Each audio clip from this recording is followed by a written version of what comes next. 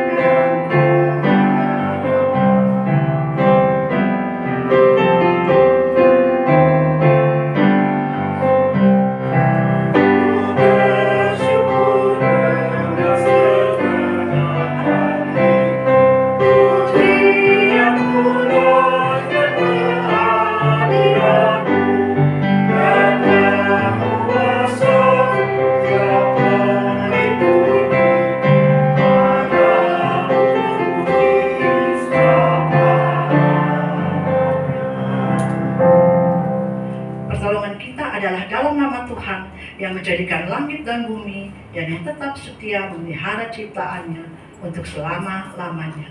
Amin.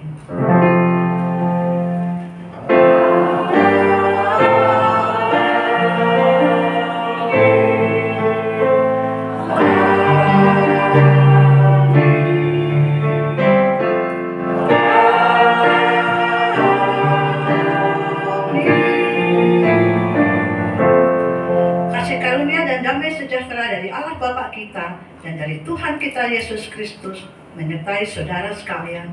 Tuhan besertamu. Silakan duduk. Nah, kita pada pagi hari ini diambil dari 1 Korintus 2 ayat 7 sampai dengan 10. Mari kita akan membacanya secara bersama-sama. 3, 2, 1. Tetapi yang kami beritakan ialah hikmat Allah yang tersembunyi dan rahasia, yang sebelum dunia dijadikan telah disediakan Allah bagi kemuliaan kita.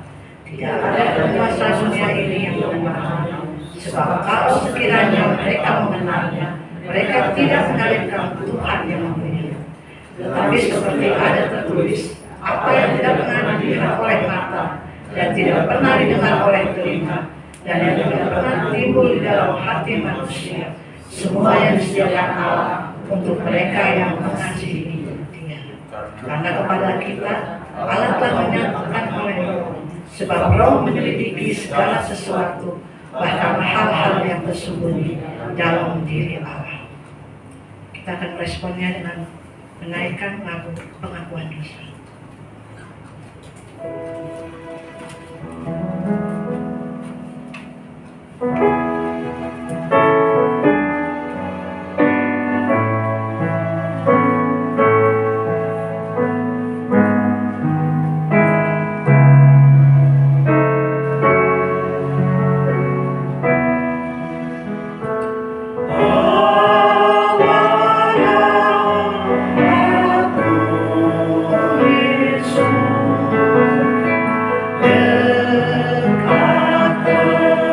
So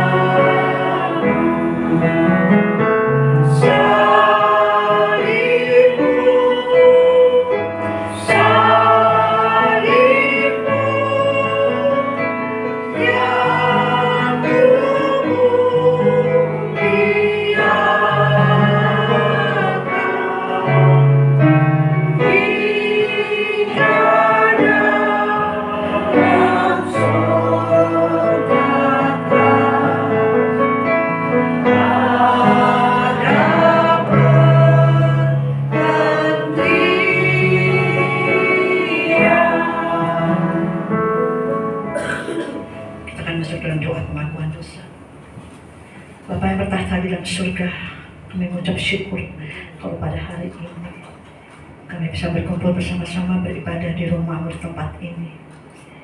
Kami mengucap syukur atas segala penyertaan-Mu sepanjang minggu ini, dan kami juga mohon ampun apabila ada pelanggaran yang telah kami lakukan, baik terhadap Engkau maupun terhadap sesama.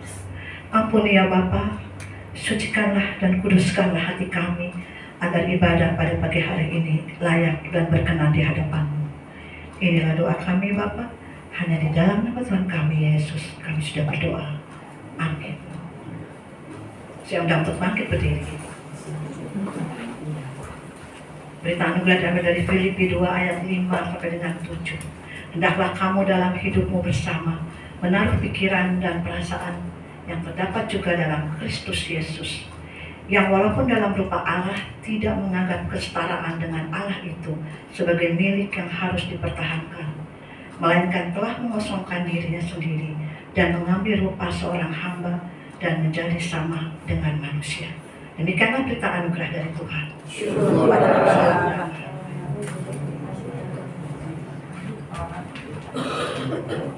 Kita akan responnya dengan menaikkan pujian dari KPPK 270. Tuhan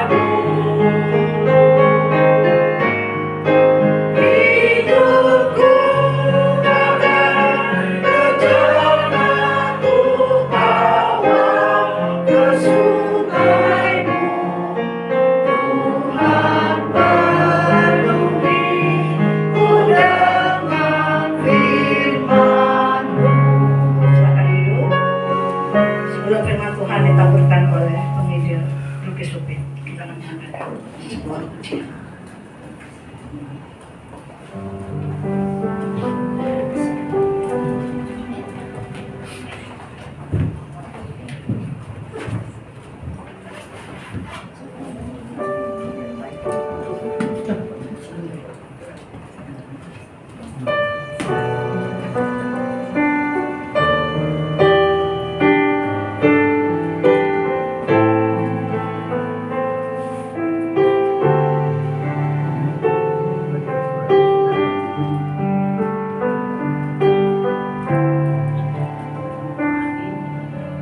thanks with a grateful heart.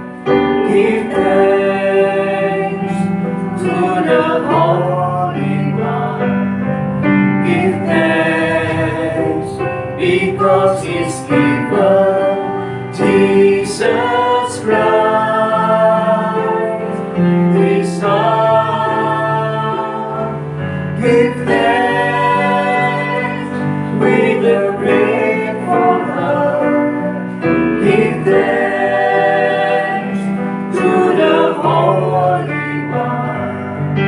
Give thanks because He's given Jesus Christ, His Son. And now let the weak say, I am strong. Let the poor say, I am rich, because of what the Lord has done for us. And now let the weak say, I am strong. Let the poor say, I am rich, because of what the Lord has done for us. Give thanks with a grateful heart. Give thanks to the Holy One. Give thanks because He's given Jesus Christ, His Son. And now let the weak say, I am strong. Let the poor say, I am rich, because of what the Lord has done for us. And now let the weak say, I am strong. Let the poor say, I am rich, because of what the Lord has done for us. Give thanks.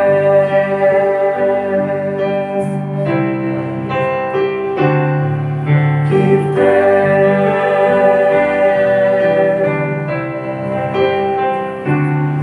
Give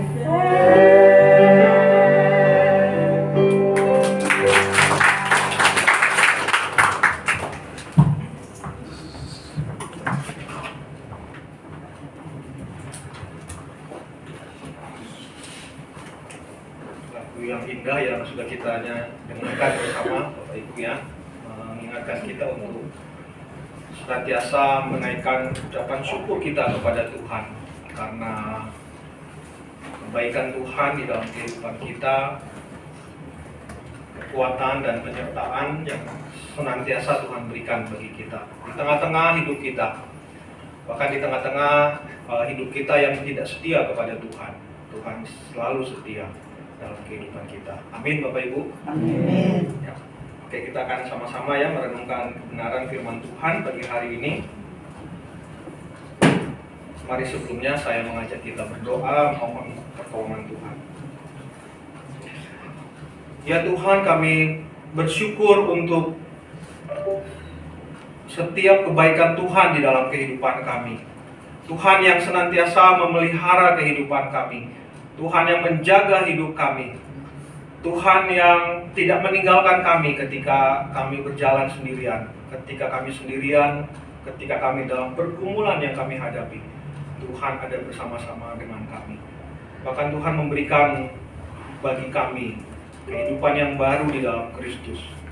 Terima kasih ya Tuhan, untuk setiap hari kami boleh menikmati anugerah Tuhan. Dan pada pagi hari ini, di dalam ibadah minggu kami akan bersama-sama merenungkan firman-Mu. Biarlah firman-Mu menguatkan kami ya Tuhan. Biarlah firman-Mu meneguhkan iman kami, sehingga kami hanya berjalan sesuai dengan firman-Mu. Berkati hamba-Mu yang akan menyampaikan. Roh Kudus menolong, mengurapi sehingga apa yang disampaikan menjadi berkat bagi jemaat dan bahkan bagi hamba-Mu yang menyampaikan. Terima kasih ya Tuhan. Ini doa kami di dalam nama Tuhan Yesus Kristus kami berdoa. Amin. Mari Bapak Ibu, saya mengajak kita membuka firman Tuhan yang hari ini kita akan sama-sama renungkan, diambil dari Injil Lukas. Lukas pasal yang kedua, ayat 41.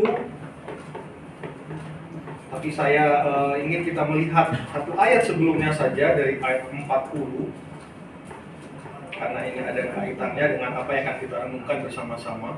Lukas pasal 2, ayat 40 sampai dengan ayat yang ke-51.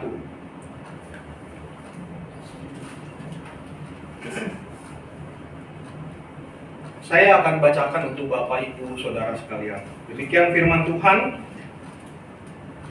Anak itu bertambah besar dan menjadi kuat, penuh hikmat dan kasih karunia Allah ada padanya.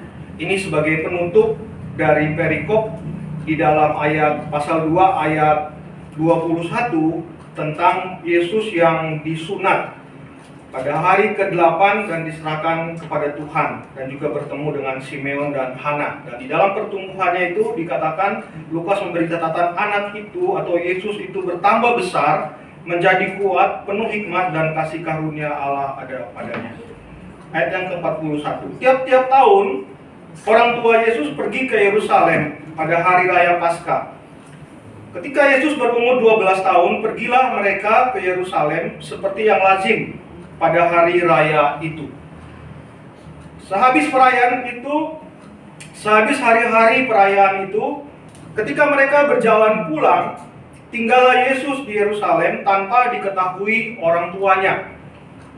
Karena mereka menyangka bahwa ia ada di antara orang-orang seperjalanan mereka, berjalanlah mereka sehari perjalanan jauhnya. Lalu mencari dia di antara kaum keluarga dan kenalan mereka. Karena mereka tidak menemukan dia, kembalilah mereka ke Yerusalem sambil terus mencari dia. Sesudah 3 hari mereka menemukan dia dalam bait Allah. Ia sedang duduk di tengah-tengah alim ulama sambil mendengarkan mereka dan mengajukan pertanyaan-pertanyaan kepada mereka. Dan semua orang yang mendengar dia sangat heran akan kecerdasannya dan segala jawab yang diberikannya. Dan ketika orang tuanya melihat dia, tercenganglah mereka. Lalu kata ibunya kepadanya, "Nak, mengapakah engkau berbuat demikian terhadap kami? Bapamu dan aku dengan cemas mencari engkau." Jawabnya kepada mereka, "Mengapa kamu mencari aku? Tidakkah kamu tahu bahwa aku harus berada di dalam rumah Bapakku? Tetapi mereka tidak mengerti apa yang dikatakannya kepada mereka. Lalu mereka pulang bersama-sama, lalu ia pulang bersama-sama mereka ke Nazaret. Dan ia tetap hidup dalam asuhan mereka. Dan ibunya menyimpan semua perkara itu di dalam hatinya. Ayat 52 bagian terakhir sama mirip ya dengan ayat 40 yang kita baca. Dikatakan demikian, dan Yesus makin bertambah besar dan bertambah hikmatnya dan besarnya, dan makin dikasihi oleh Allah dan manusia. Demikian firman Tuhan. Berbahagialah kita yang mendengarkan firman Tuhan, yang memelihara firman Tuhan itu dan melakukan dalam kehidupan kita setiap hari. Maranatha.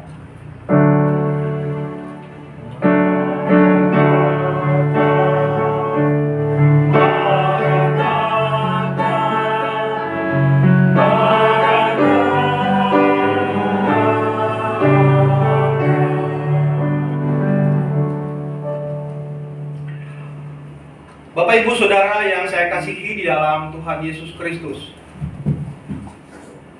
Kalau hitung 21 hari dari sekarang tanggal 10 ya.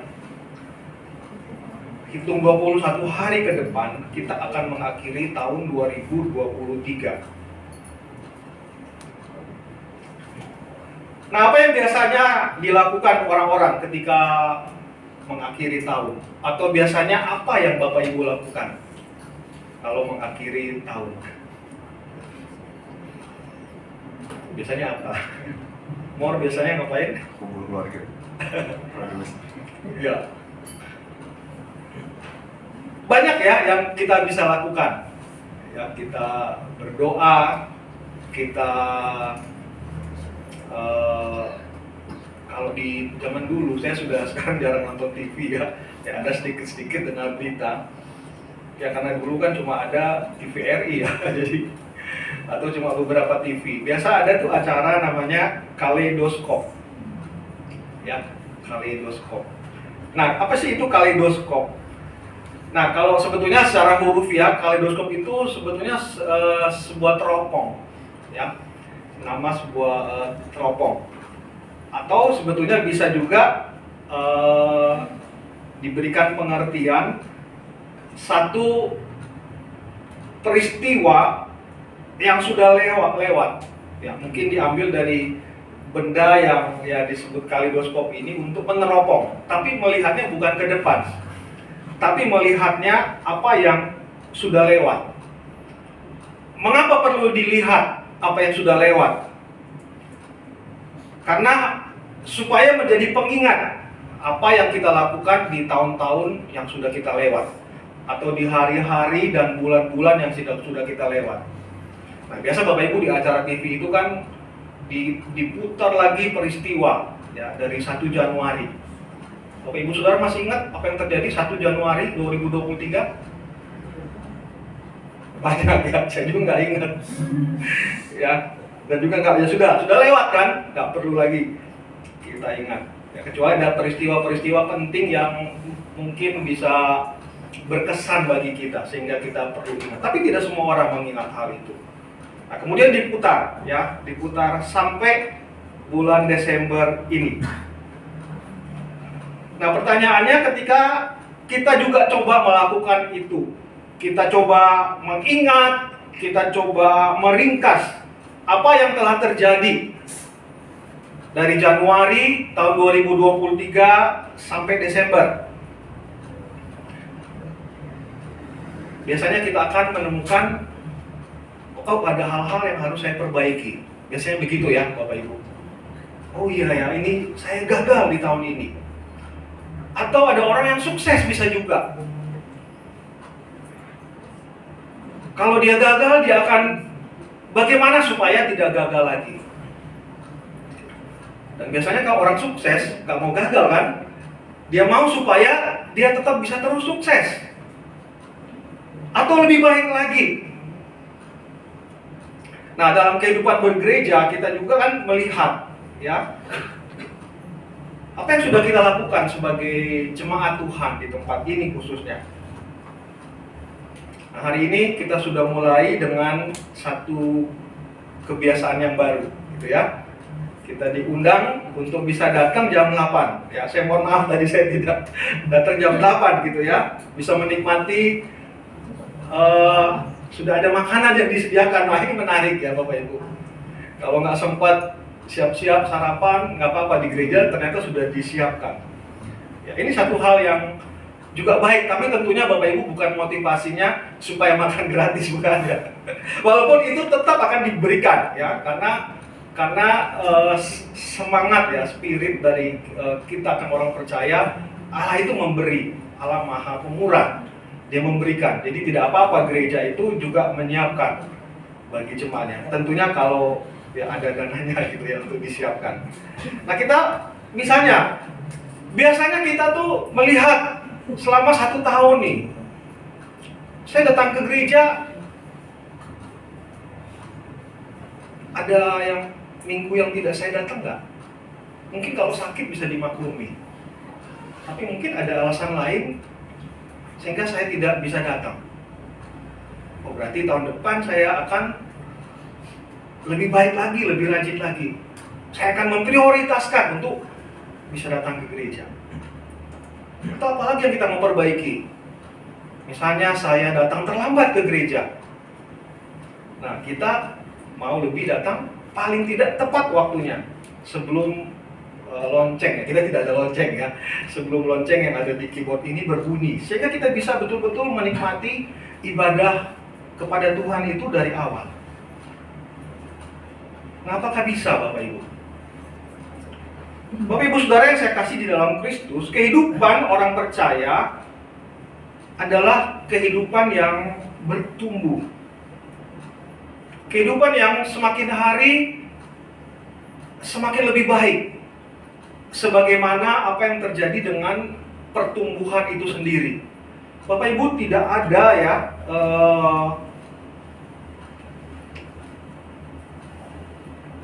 makhluk hidup atau ciptaan Tuhan, bahkan yang paling sederhana gitu ya, pohon kita tanam dan kita harapkan dia bertumbuh, bukan?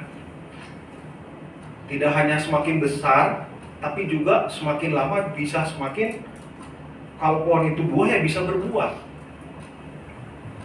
Jadi kehidupan kita sebagai orang percaya juga Tuhan merindukan hal yang sama, yaitu bagaimana kehidupan kita itu bisa bertumbuh. Dan itu dicontohkan oleh Yesus Kristus sendiri, Tuhan kita. Nah, Injil Lukas ini adalah Injil yang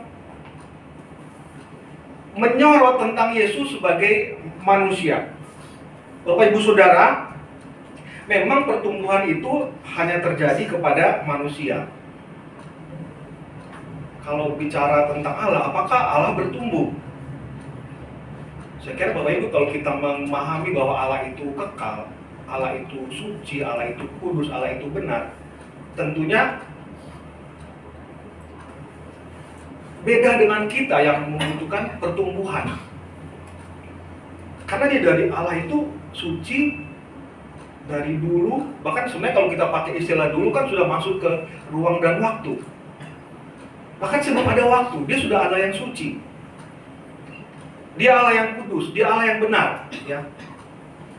Sampai kekal, dari kekal sampai kekal.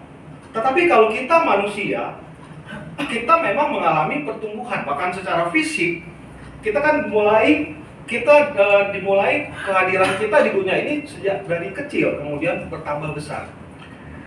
Nah, tetapi kalau berbicara Yesus betul adalah Allah yang sejati, tapi dia juga adalah manusia yang sejati. Artinya apa Bapak Ibu? Di dalam kemanusiaannya, Yesus itu menunjukkan pertumbuhannya. Nah, Bapak Ibu Saudara, sebagai yang kita baca tadi, sebagaimana yang kita baca tadi dalam Injil Lukas, Lukas ini menyoroti kehidupan Yesus itu sebagai manusia. Nah, kita punya 4 Injil, Ya, dan sebetulnya semua kalau berbicara Injil itu berbicara tentang Kristus. Nah, mengapa harus 4, Bapak Ibu? Nah, ini perlu kita tanya, kenapa mesti 4 Injil? Kenapa nggak 5? Atau kenapa nggak 3 saja? Atau kenapa nggak 2 saja? Ya, Bapak Ibu mungkin jawabannya bercanda, 4 saja. Kita mungkin belum baca semua kan? Apalagi kalau 5, ya, apalagi kalau 6. Ya. Nah, saya kira dalam hikmatnya Tuhan memberikan kepada kita cukup. Walaupun kita tidak mengatakan ada 4 Injil, sebetulnya Injil itu cuma 1, yaitu Injil tentang Yesus Kristus. Tetapi dari 4 Injil ini yang ada pada kita sekarang dalam perjanjian baru, itu sebetulnya menyoroti hal-hal tertentu di dalam kehidupan Tuhan Yesus. Nah, istilah anak-anak sekarang itu yaitu POV, ya, point of view. Nah, jadi apa yang mau disoroti, apa yang mau ditekankan. Nah, Matius itu menekankan Yesus itu sebagai raja. Markus menekankan Yesus sebagai hamba. Lukas menekankan Yesus itu sebagai manusia, yang disoroti itu kemanusiaannya. Sehingga Bapak Ibu kita tidak menemukan di dalam Injil yang lain, misalnya Matius, Markus, dan Yohanes, tidak berbicara tentang detail kehidupan Yesus sebagai manusia. Jadi tadi kita ada baca kan ya, jadi ini kisah kelahiran. Sebetulnya Lukas 2 ini berbicara tentang kisah kelahiran. Diceritakan oleh Lukas dengan detail. Mulai dari kelahiran, kemudian 8 hari, Yesus kemudian harus disunat karena dia orang Yahudi. Di dalam kemanusiaannya, dia adalah orang Yahudi. Kemudian yang kita baca sekarang, 12 tahun, dia pergi ke bait Allah. Dan ini kita tidak temukan di dalam Injil yang lain. Nah, Yohanes itu menulis atau menekankan Yesus itu sebagai Allah. Tentunya Bapak Ibu Saudara, semua kitab ini, kitab Injil ini berbicara tentang Yesus yang sama, bukan Yesus yang berbeda. Yaitu dia sebagai raja, dia juga adalah sebagai hamba, dan dia juga adalah sebagai manusia, dan dia juga adalah sebagai Allah. Dan Yesus itu juga yang kita puji, yang kita sembah, yang juga sebagai Tuhan dan Juru Selamat kita pada hari ini. Bapak Ibu Saudara, Lukas menekankan Yesus sebagai manusia sejati. Tadi saya katakan Bapak Ibu Saudara, di Injil lain tidak memberikan detail bagaimana Yesus dalam pertumbuhannya sebagai manusia. Sejak bayi, 8 hari, kemudian masuk usia 12 tahun, kemudian langsung di pasal 4 itu Yesus sudah dewasa, di mana Yohanes akan membaptis dia. Nah, Bapak Ibu Saudara, di dalam Injil Lukas juga kita tadi sudah baca ya, di dalam pasal 2 ayat 40 sampai 52 itu dibuka ya. Sebetulnya kenapa tadi saya minta kita baca dari ayat 40? Karena sebetulnya keterangan ini mengapit cerita ya, atau cerita ini ada di tengah. Ya, jadi dikatakan tadi begini kan di ayat 40. Anak itu bertambah besar dan menjadi kuat, penuh hikmat dan kasih karunia Allah ada padanya. Kemudian cerita tentang Yesus itu ada di bait Allah. Kemudian ditutup ayat 51 itu dikatakan Yesus makin dewasa. Jadi mau mengatakan begini, anak itu bertambah besar. Di ayat 41 dan di ayat 51 dikatakan juga hal yang sama, yaitu Yesus makin bertambah besar. Ini berarti fisik, dan ditambah lagi bertambah hikmatnya. Apa artinya Bapak Ibu Saudara? Artinya di dalam kemanusiaannya Tuhan kita Yesus Kristus sebagaimana kita manusia mengalami pertumbuhan. Bukan hanya fisik saja. Bapak Ibu Saudara, sebetulnya kalau kita mau bertumbuh fisik kan pasti, ya. Bahkan kita makan sedikit atau banyak tetap bertumbuh ya, betul ya Bapak Ibu ya. Anak-anak di jalanan misalnya ya, yang gelandangan kan makannya juga seadanya Bapak Ibu ya, tapi tetap bertumbuh kan. Ya, entah itu makanan mereka sehat atau enggak, ya mungkin yang membedakan mereka lebih gampang terserang penyakit. Kalau kita makan sehat mungkin lebih sehat, walaupun enggak juga ya Bapak Ibu. Saya dulu masih ingat, saya masih ya sekolah minggu lah, masih remaja. Di rumah saya ada satu anak, dan sampai hari ini saya pulang tahun yang lalu dia masih hidup.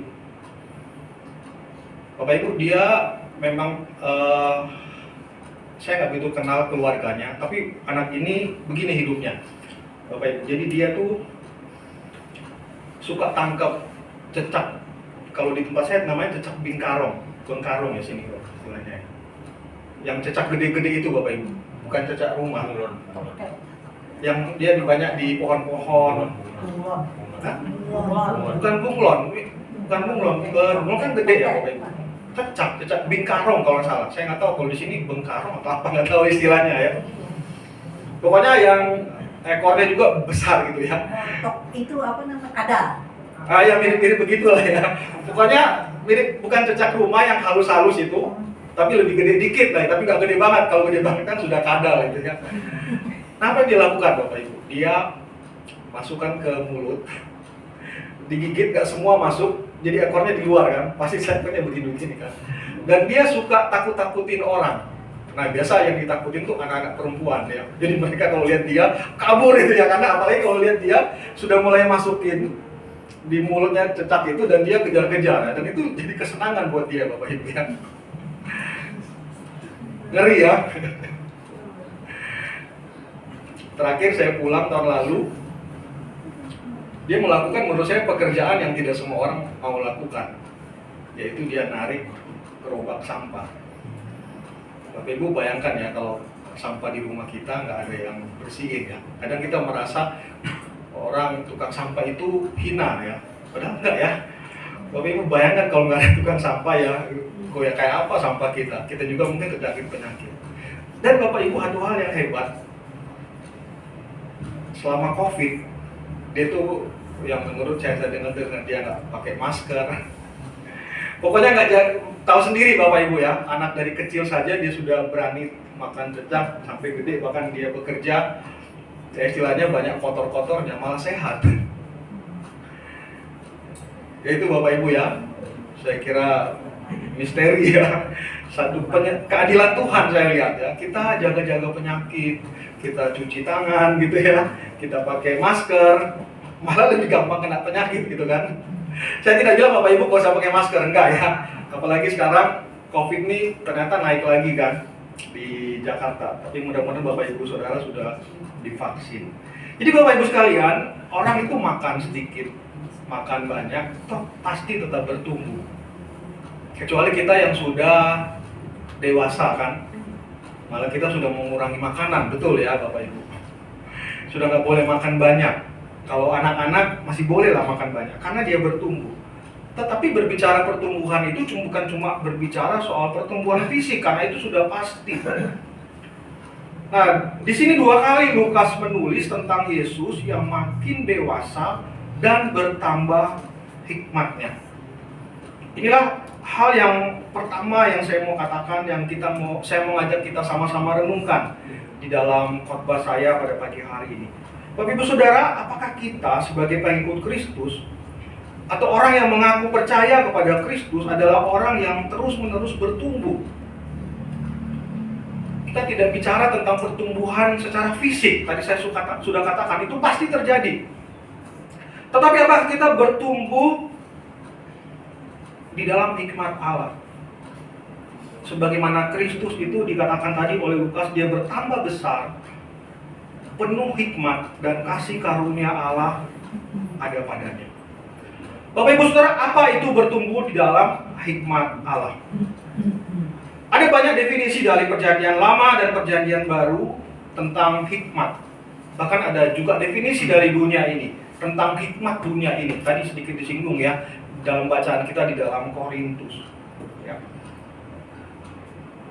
Perjanjian Lama menyebutnya kokmah, Perjanjian Baru itu kata yang dipakai adalah Sophia. Ya, Sophia. Kata filosofia itu dari kata itu ya, Sophia hikmat. Philo artinya mencintai, artinya mencintai hikmat. Makanya disebut muncul filsuf. Orang-orang yang mencintai hikmat.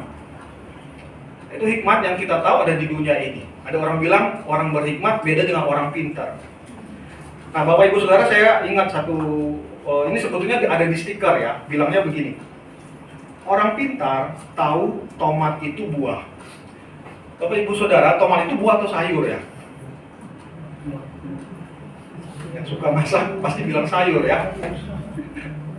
Tapi Bapak Ibu secara biologi ya sebetulnya dia masuk di dalam kategori buah, bukan sayur.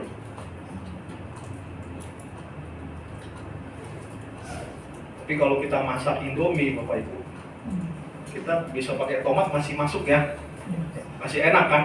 Padahal itu buah loh. Tapi coba masak Indomie masukin apel, kan sama-sama buah gitu.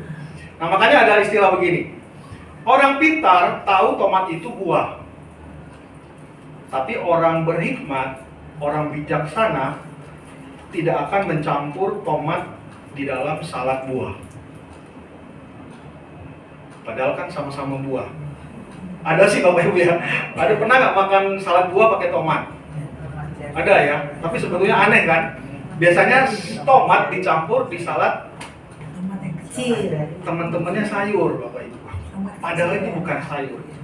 Nah itu satu istilah saja. Jadi orang pintar dia tahu rumus atau dia tahu definisi biologis tomat itu buah. Tapi katanya kalau dia nggak cukup pintar, tapi lebih enak kalau tomat itu taruh di dalam salad tomat, salad tomat lagi, salad buah gitu ya, bukan di salad yang ada sayurnya, begitu kan? Yang ada sayurnya bukan di salad yang ada buahnya, walaupun dia termasuk kategori buah. Jadi pintar dikatakan belum tentu berhikmat. Nah Bapak Ibu Saudara, dalam Alkitab, dalam Perjanjian Lama dan Perjanjian Baru, hikmat dipahami sebagai sesuatu yang diberikan oleh Tuhan. Ingat Salomo, apa yang Salomo minta kepada Tuhan? Salomo tidak minta kekayaan, dia tidak minta kuasa, walaupun akhirnya Tuhan kasih dua-duanya, kasih kuasa, kasih kekayaan. Tapi Salomo tahu apa yang penting, dan itu hanya berasal dari Tuhan, yaitu dia minta hikmat dari Tuhan. Nah Bapak Ibu Saudara, hikmat ini memberikan manusia kemampuan untuk memahami dan hidup sesuai dengan kehendak Tuhan. Itu definisi yang saya mau katakan tentang hikmat. Saya ulang Bapak Ibu Saudara, hikmat adalah sesuatu yang diberikan oleh Tuhan kepada manusia, satu kemampuan untuk memahami. Kita memahami firman Tuhan tidak cukup Bapak Ibu Saudara. Banyak orang pintar ingin belajar tentang Alkitab. Kalau kita mau pintar juga kita bisa sekolah teologi ya. Tapi tidak berarti kalau jemaat yang tidak sekolah teologi tidak bisa mengerti firman Tuhan. Bisa juga. Apalagi sekarang ada banyak buku-buku yang bisa dibaca. Itu bisa. Tapi tidak cukup Bapak Ibu Saudara. Orang yang belajar sekolah teologi setinggi apapun, dia tidak berhikmat kalau dia tidak bisa hidup sesuai dengan kehendak Tuhan. Itulah hikmat. Dan itulah yang dicontohkan oleh Tuhan kita Yesus Kristus di dalam bacaan kita tadi. Bapak Ibu Saudara, Tuhan Yesus memahami Taurat ayat yang ke-46. Dan di sana dikatakan dia itu bersoal jawab, dia bertanya. Ya, dan dia juga memberikan jawab. Dan dikatakan di ayat 46 itu para ahli Taurat itu mereka tercengang gitu ya. Sangat heran akan kecerdasan dan akan jawaban yang dia berikan. Sejak umur 12 tahun. Bapak Ibu Saudara, kita jangan mengatakan begini, ya dia kan Tuhan. Ya pasti dia memahami Taurat, kan Taurat juga dari Tuhan. Bapak Ibu, tadi saya katakan Lukas ingin menyoroti Yesus di dalam kemanusiaannya.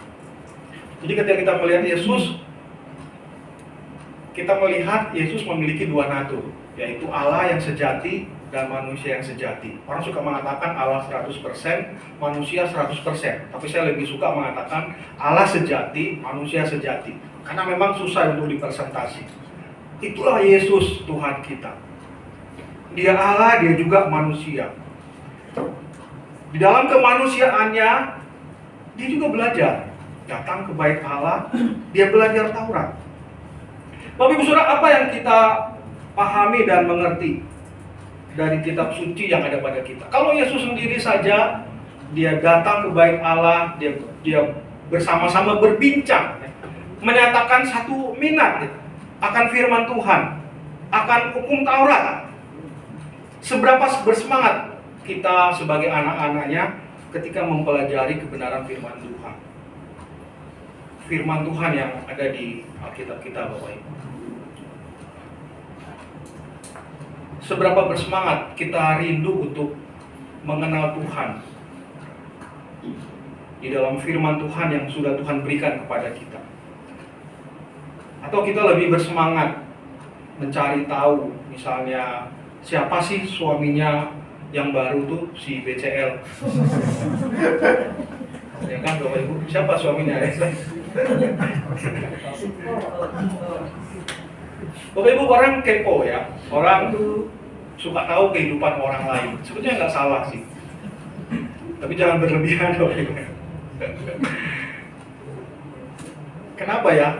Ya itu salah satu kenapa, karena Tuhan kasih dalam diri manusia namanya curiosity ya, sesuatu ingin tahu. Dari ingin tahu itu makanya kita belajar, makanya ada sekolah Bapak Ibu. Kalau orang sekolah kenapa? Karena dari nggak tahu pengen cari tahu kan, makanya guru kasih tahu. Kita juga kan suka, sekarang kita dibantu, kita nggak tahu apa-apa pun kita bisa tanya Google kan, mau cari tahu bagaimana.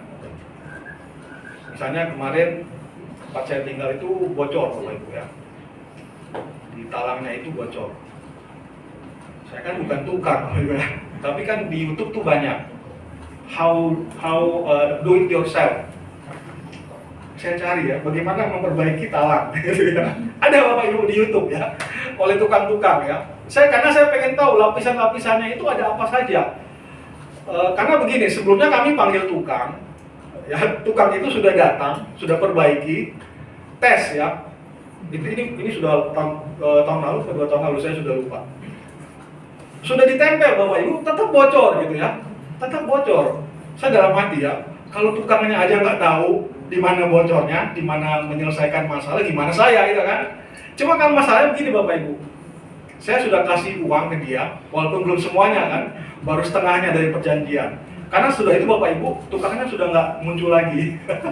Dia nggak datang lagi gitu. Karena saya pikir ya sudahlah, minimal saya sudah kasih, dia mungkin nggak mau ngambil setengahnya. Karena tuh memang belum selesai, karena masih bocor. Akhirnya Bapak Ibu saya perbaiki sendiri atas bantuan YouTube, gitu ya. Jadi dia kasih tahu, oh ini talar ya, karena saya nggak mungkin bongkar ya. Saya juga bukan tukang, nggak ada waktu juga. Saya pelajari aja dari situ ya. Kemudian ya saya cari tahu. Nah itu Bapak Ibu kepo kan. Cari tahu ya, memang sesuatu yang penting untuk saya cari tahu bagaimana memperbaikinya. Nah Bapak Ibu Saudara, apakah kerinduan kita untuk cari tahu ya? Kita lebih, tadi saya bilang, lebih pengen cari tahu siapa suaminya BCL. Apakah dulu pernah menikah atau dulunya siapa, bagaimana gitu ya. Kita tuh penasaran, pengen cari tahu. Apakah keingintahuan kita terhadap hal-hal seperti itu lebih besar daripada kerinduan kita, keingintahuan kita akan firman Tuhan? Untuk mengenal Kristus yang kita katakan sebagai Tuhan dan Juru Selamat kita, yang kita sembah, yang kita puji, yang kita muliakan. Bapak Ibu Saudara, Kristus bertumbuh di dalam hikmat-Nya. Tadi saya katakan di dalam kemanusiaannya, kerinduannya adalah dia membicarakan Taurat, dan itu Tuhan lakukan, berbicara dengan para ahli Taurat. Yang kedua Bapak Ibu Saudara, bertumbuh dalam hikmat Allah adalah kita memahami dan hidup sesuai dengan kehendak Tuhan. Bapak Ibu Saudara yang saya kasih di dalam Tuhan Yesus Kristus, dalam bacaan kita tadi ada dialog. Dan mungkin kita sedikit terganggu ketika kita baca. Ya Bapak Ibu, ada satu dialog yang terjadi antara Yusuf dan Maria dan Tuhan Yesus. Dan saya percaya Bapak Ibu ketika kita baca, mungkin kita agak sedikit terganggu. Yaitu di ayat yang ke-49. Mari sama-sama kita lihat. Di sana dikatakan, jawabnya kepada mereka, Mengapa kamu mencari aku? Ini yang mengatakan Yesus.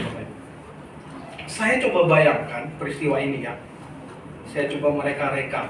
Bapak Ibu Saudara coba bayangkan, misalnya jangan Mikel ya, karena Mikel sering ini pakai contoh. Olive deh, saya ganti Olive. Misalnya Olive ya, itu hilang di mall.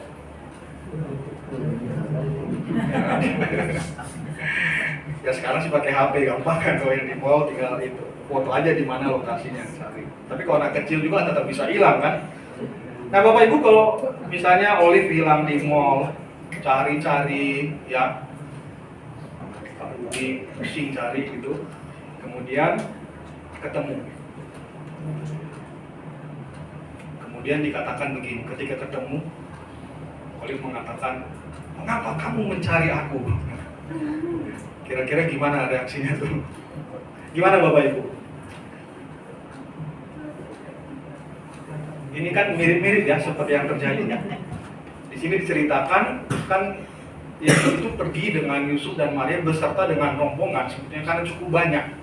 Jadi bisa dimaklumi Bapak Ibu, memang ketika pulang dari Yerusalem itu, karena mungkin Yusuf dan Maria itu berpikir Yesus ada di dalam rombongan itu. Tapi kemudian ketika cari, nggak ada. Akhirnya mereka memutuskan untuk kembali ke Yerusalem, dan rupanya mereka tahu tempat untuk mencari Yesus.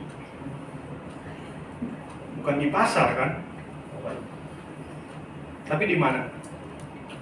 Mereka menemukan dia di Bait Allah, gitu ya. Nah, kemudian di situ Yesus berkata ya seperti yang tadi saya ilustrasikan. Ketika bertemu, kemudian Yesus berkata, "Mengapa kalian mencari aku?" Nah, Bapak Ibu, tentunya ini bukan mencontohkan sikap seorang anak yang tidak sopan kepada orang tua. Ya, saya yakin itu Bapak Ibu sekalian.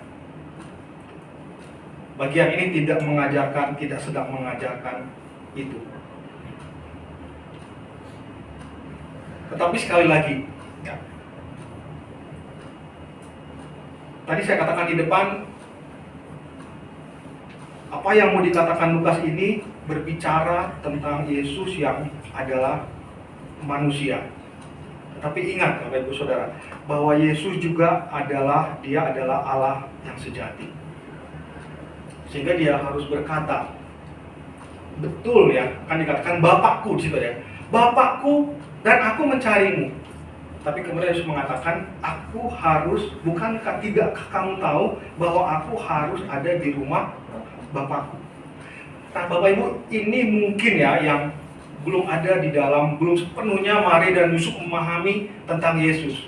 Nah saya bisa katakan Bapak Ibu, Maria dan Yusuf saja ya, belum bisa memahami secara utuh tentang siapa Yesus itu sendiri. Harusnya kan mereka nggak perlu bertanya seperti itu. Harusnya mereka tahu jawabannya. Mengapa Yesus perlu menekankan bahwa dia harus ada di rumah Bapakku? Ya karena dia adalah anak Allah. Ya, anak Allah itu harus ada di rumah Allah. Oleh sebab itu kalimat pertanyaan Tuhan Yesus, mengapa kamu mencari aku, itu ada kelanjutannya. Yaitu Yesus berkata demikian, tidakkah kamu tahu bahwa aku harus berada di rumah Bapakku? Bapak Ibu Saudara, ada lagu sekolah minggu ya. Mungkin yang pernah sekolah minggu tahu lagu ini. Ada bilang begini, anak cacing di dalam, ikut sekolah minggu berarti. Anak cacing di dalam anak monyet di atas pohon, anak burung di dalam sangkar, anak Tuhan di dalam gereja. Menarik ya Bapak Ibu kalau begitu ya.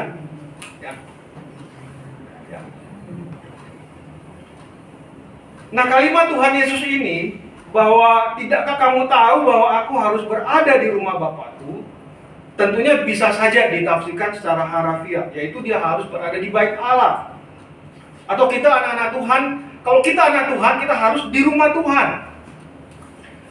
Tetapi sebetulnya ada makna rohani dari apa yang dikatakan Tuhan Yesus ini adalah, yaitu Yesus harus selalu berada di hadirat Bapaknya. Setiap langkah pelayanan yang dia lakukan harus seturut kehendaknya. Dan itu keharusan bagi seorang anak Allah. Bapak Ibu Saudara, ini juga berlaku bagi kita kalau kita mau mengatakan kita anak-anak Tuhan. Sebagai anak Tuhan, kita wajib berada di rumah Tuhan. Itu bisa berarti secara fisik, Bapak Ibu Saudara. Makanya agak heran juga kalau orang itu malas ke gereja. Gak mau ke gereja, belum anak Tuhan atau anak apa? Tadi ada lagu sekolah minggu kan, Bapak Ibu ya, ingat ya? Anak cacing di dalam tanah, anak monyet di atas pohon, anak Tuhan di dalam gereja. Kalau kita anak-anak Tuhan, berarti ada kerinduan juga untuk bersekutu di dalam rumah Tuhan.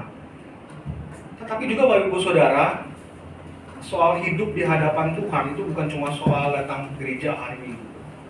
Kita hidup 1 kali 24 jam, 7 hari dalam seminggu, 365 hari dalam setahun. Harusnya kita hidup di dalam hadirat Tuhan setiap hari, setiap waktu, setiap detik, setiap menit di dalam kehidupan kita. Yaitu dengan cara bagaimana? Yaitu dengan mentaati perintahnya, Rohnya menguasai pikiran-pikiran kita, dan hidup kita sesuai dengan kehendaknya. Itulah hikmat Kristus. Itulah Kristus yang adalah Tuhan kita, yang bertumbuh di dalam hikmatnya. Senantiasa dia ada persekutuan dengan Bapa di surga. Demikian juga kita, anak-anaknya. Bapak Ibu Saudara, tadi saya katakan di depan itu, tinggal 21 hari lagi kita mengakhiri tahun 2023. Pertanyaannya, apakah kita mau hidup sebagaimana Kristus hidup dengan penuh hikmat ketika dia ada di tengah-tengah dunia ini? Dia yang di dalam kemanusiaannya terus bertumbuh di dalam hikmat, di dalam kedekatan dengan persekutuannya dengan Bapa di surga. Nah, sebagai anak-anak Tuhan, apakah kita juga bertumbuh? Sehingga di masa, kita katakan masa Advent ini, kita tidak hanya soal menanti kedatangannya. Karena kan sebetulnya Kristus sudah datang. Yang kita nantikan adalah kedatangannya yang kedua kali. Kita nggak tahu kan kapan. Tapi yang pasti, tahun demi tahun itu berlalu. Apakah kita semakin berhikmat? Apakah kita semakin bertumbuh di dalam pengenalan kita akan Tuhan? Harusnya, kalau tahun ini lewat, dan kita memasuki tahun yang lalu, berarti sebagaimana usia kita selalu bertumbuh, bertambah, harusnya pengenalan kita akan Tuhan, hikmat kita, mengerti rencana Tuhan dalam hidup kita, harusnya juga bertambah dan bertumbuh dalam kehidupan kita. Biarlah firman Tuhan ini menjadi berkat bagi kita. Mari kita masuk di dalam santai.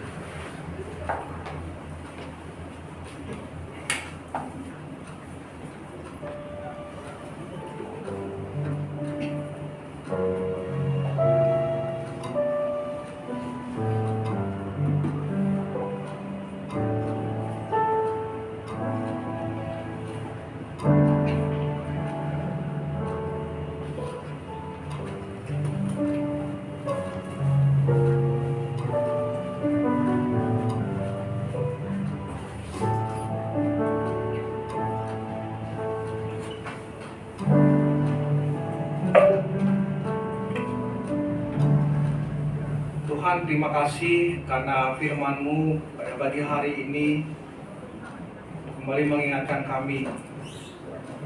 Kami belajar seperti Kristus yang adalah Tuhan dan Juru Selamat kami. Memberikan contoh, memberikan teladan di dalam kehidupan. Semakin hari bertumbuh di dalam hikmat, di dalam kasih karunia dan anugerah Tuhan. Tuhan, kami rindu kami juga anak-anak-Mu, kami akan terus bertumbuh. Sebab kami manusia yang penuh dengan kelemahan dan keterbatasan. Tolong kami, melalui firman-Mu, kami akan terus bertumbuh, mengenal Tuhan, mengenal jalan-jalan Tuhan, mengenal rencana Tuhan, dan mentaati apa yang Tuhan perintahkan untuk kami lakukan. Terima kasih ya Tuhan untuk kebenaran firman. Di Di dalam kesempatan doa syafaat kami pada pagi hari ini, kami mau berdoa ya Tuhan, untuk jemaat Tuhan di tempat ini. Tuhan terus menolong di dalam pertumbuhan iman. Kiranya semakin hari ya Tuhan, kami terus rindu bersekutu dengan Tuhan. Baik di dalam persekutuan kami pribadi ataupun dalam ibadah minggu seperti ini. Kami selalu rindu untuk hadir datang di rumah Tuhan. Bersekutu dengan saudara-saudara seiman. Bersekutu dengan sesama orang-orang yang ditebus oleh Tuhan. Bagi kami jemaat ya Tuhan yang sedang bergumul dengan kesehatan kami, biarlah Tuhan akan menolong kami, memberikan kami kekuatan, memberikan kami kesehatan. Kami yang dalam keadaan lemah tubuh yang sedang sakit, atau yang sedang dirawat di rumah sakit, atau sedang melakukan pemulihan di rumah, kiranya Tuhan menolong. Berdoa untuk Ibu Apau ya Tuhan, di dalam masa-masa pemulihan, Tuhan kiranya akan memulihkan kekuatan, memulihkan kesehatan. Juga buat Bapak Ibu Saudara kami yang bergumul di dalam kesehatan tubuh kami, Tuhan Kau jamah tubuh kami, memberikan kesembuhan. Berdoa ya Tuhan untuk kami di tengah-tengah keluarga kami, dalam pergumulan-pergumulan kami, di dalam mendidik anak, relasi di tengah keluarga, di tengah usaha dan pekerjaan. Tuhan cukupkan rezeki bagi kami. Tuhan cukupkan kebutuhan-kebutuhan kami. Sebagaimana Kau mengajarkan kami di dalam doa bahwa berdoa untuk segala kecukupan, untuk makanan yang kami butuhkan. Kami percaya Tuhan, Engkau tidak meninggalkan kami. Menolong ya Tuhan untuk juga para pemuda di dalam pekerjaan atau anak-anak kami yang masih studi. Tuhan menolong supaya dimanapun kami hadir di tengah-tengah dunia ini, kami boleh menjadi saksi bagi Kristus. Bagi kami yang sedang mencari pekerjaan, juga Tuhan membukakan kami jalan supaya kami boleh mendapatkan pekerjaan. Kami yang sedang merintis usaha, Tuhan juga memberkati usaha kami. Semuanya boleh berjalan dengan lancar. Terima kasih ya Tuhan. Kami mau berdoa untuk bangsa dan negara kami. Beberapa waktu lagi kami akan menghadapi pemilu, baik presiden, wakil presiden maupun legislatif. Tuhan, kami berdoa untuk keamanan, untuk kelancaran. Semua ya Tuhan boleh berjalan dengan lancar. Dan kami rindu ya Tuhan, supaya Tuhan menolong para pemimpin kami. Mereka tidak memikirkan diri mereka sendiri, tapi memikirkan seluruh rakyat yang ada di negara Indonesia. Terima kasih ya Tuhan, ini doa kami. Dalam nama Tuhan Yesus Kristus, kami panjatkan doa kami. Mari Bapak Ibu kita naikkan doa Bapa kami bersama-sama. Bapa kami yang di surga, dikuduskanlah namamu, datanglah kerajaan-mu, jadilah kehendak-mu di bumi seperti di surga. Berikanlah kami pada hari ini makanan kami yang secukupnya, dan ampunilah kami akan kesalahan kami, dan kami juga mengampuni orang yang bersalah pada kami. Dan janganlah membawa kami ke dalam pencobaan, lepaskan kami daripada yang jahat. Engkau yang punya kerajaan dan kuasa dan kemuliaan sampai selama-lamanya.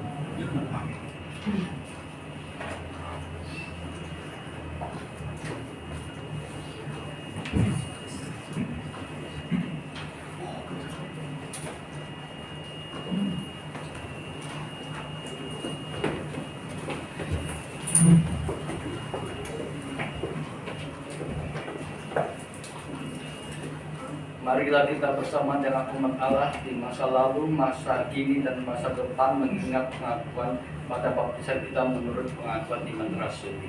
Aku percaya kepada Allah, Bapa yang Maha Kuasa, Khalik langit dan bumi, dan kepada Yesus Kristus, Anaknya yang tunggal Tuhan kita, yang dikandung daripada Roh Kudus, lahir dari anak dan Maria, yang menderita sengsara di bawah pemerintahan Pontius Pilatus, disalibkan, mati dan dikuburkan, turun ke dalam kerajaan maut, pada hari yang ketiga, bangkit pula dari antara orang mati, naik ke surga, duduk sebelah kanan Allah, Bapa yang Maha Kuasa, dan di sana Ia akan datang untuk menghakimi orang yang hidup dan yang mati. Aku percaya kepada Roh Kudus, gereja yang kudus dan am, persekutuan orang kudus, pengampunan dosa, kebangkitan orang mati, dan hidup yang kekal. Amin.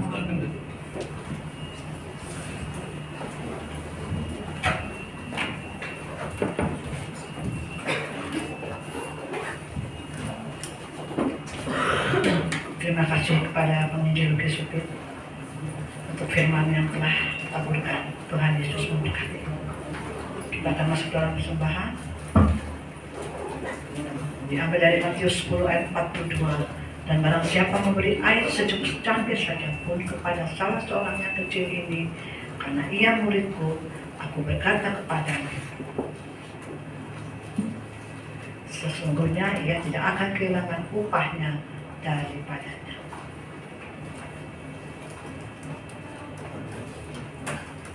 Kita akan menaikkan pujian dari KPPK 347.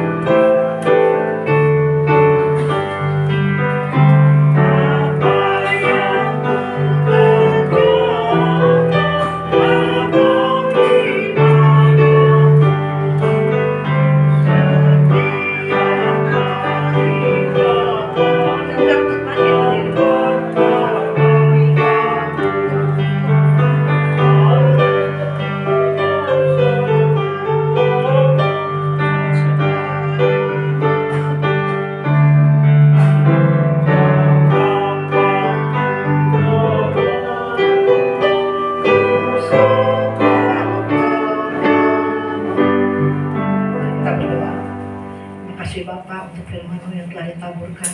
Biarlah firman yang telah kami dengarkan hidup di dalam pribadi, lepas pribadi. Dan pada pagi hari ini pun kami memberikan sebagian daripadamu. Terimalah persembahan ini agar berguna dipakai untuk memperluas kerajaan-Mu. Inilah doa kami Bapa, hanya di dalam nama Tuhan kami Yesus kami sudah berdoa. Amin. Lagu penutup dari KPPK 125. Dua berkat nanti akan disampaikan oleh penginjil Lukas.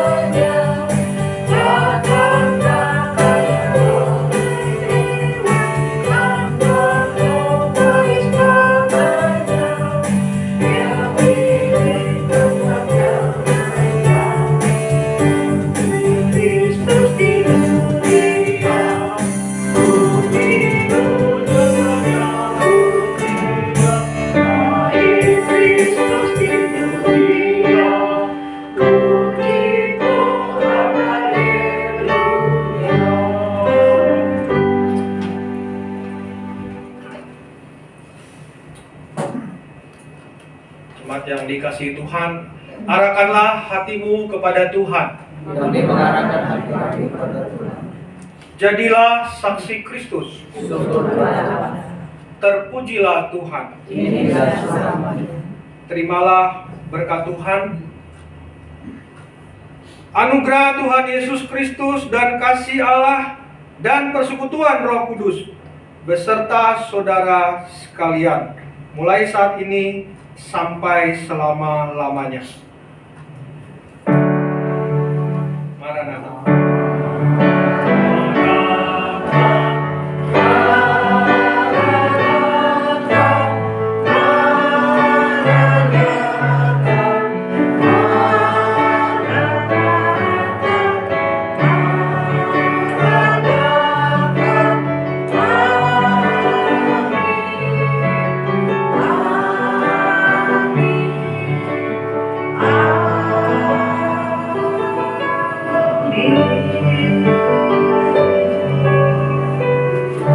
Ibadah telah selesai. Tuhan Yesus memberkati kita semua. Selamat hari Minggu.